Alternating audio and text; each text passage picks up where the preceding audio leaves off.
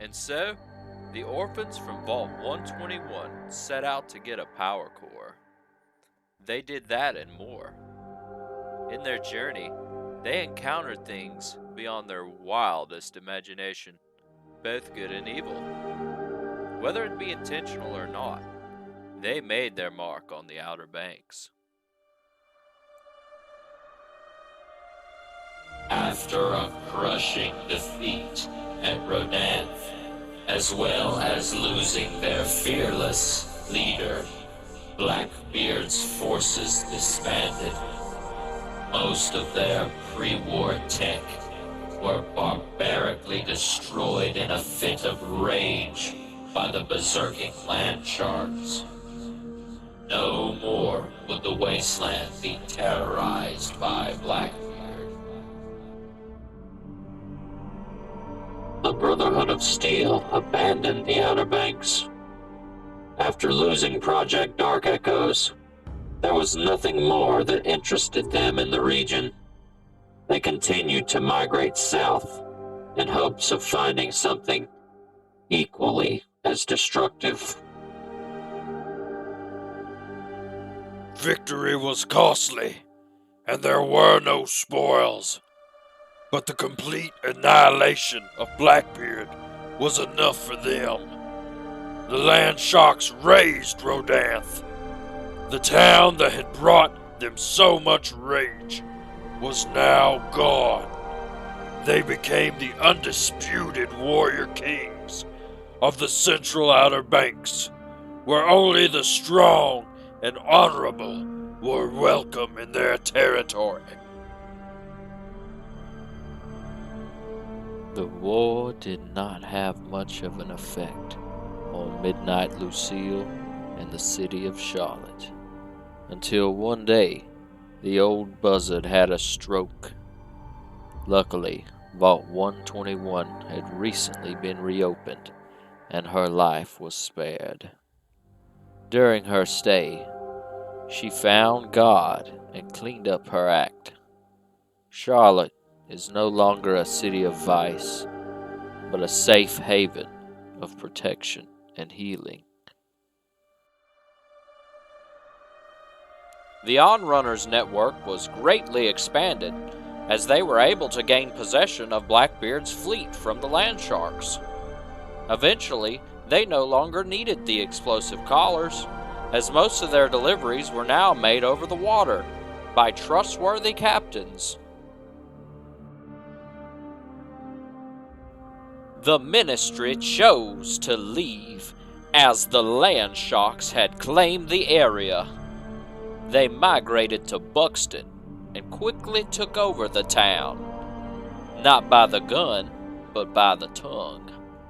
Pastor Jeff gave the run-down citizens a new purpose in life, and the battle-hardened warrior monks kept the town safe.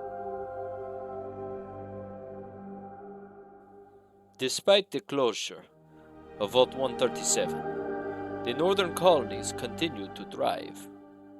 Colonial Corp was forced to close because they were no longer receiving slaves from Charlotte. This made citizenship much cheaper and easier to acquire. With Blackbeard gone, the northern colonies also began trading food and resources with certain cities in the south.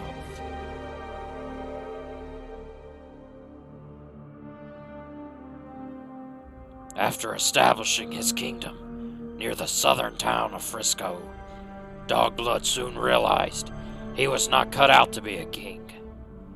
He gave his power to the council and became a wealthy lord instead. His kingdom flourished under the council's leadership. After the battle, Billy and Flint returned to Vault 121 and assisted St. Hatteras in restoring the vault. Most of the vault's original citizens were able to return. The On-Runners found the raided medical supplies in Blackbeard's boats and returned them to the vault. The On-Runners are now the official medical couriers of St. Hatteras Regional Hospital. A great obelisk was erected at the entrance of Vault 121 to forever remember the heroes that saved the vault. The engraving reads, Never was so much owed by so many few. Wade Barrett, Luca Johnson, Flint Hopper, Billy Parsons, and Uncle. Thank God for these men. When word got out that Vault 121 had reopened, Stanley and Alan traveled to the vault in hopes of reunion. On a cold morning in October, a father once again embraced his son, and two lovers rekindled a romance. A few weeks after Stanley's arrival at the vault, Flint and Stanley left the vault to start a household in the old schoolhouse. Flint knew Hatteras could not accept their lifestyle. He did not tell her why he left. He just disappeared hand in hand with Stanley. The two live a comfortable life together as Billy Parsons sent them servant robots to protect and care for them. Billy became head of the medical ward in Vault 121. He and his father spent their days caring for patients and researching new life-saving medicines. Interestingly enough, when the orphanage finally reopened, one of the first admitted was a little blonde-haired baby boy with matching genetic code to a certain someone in the vault.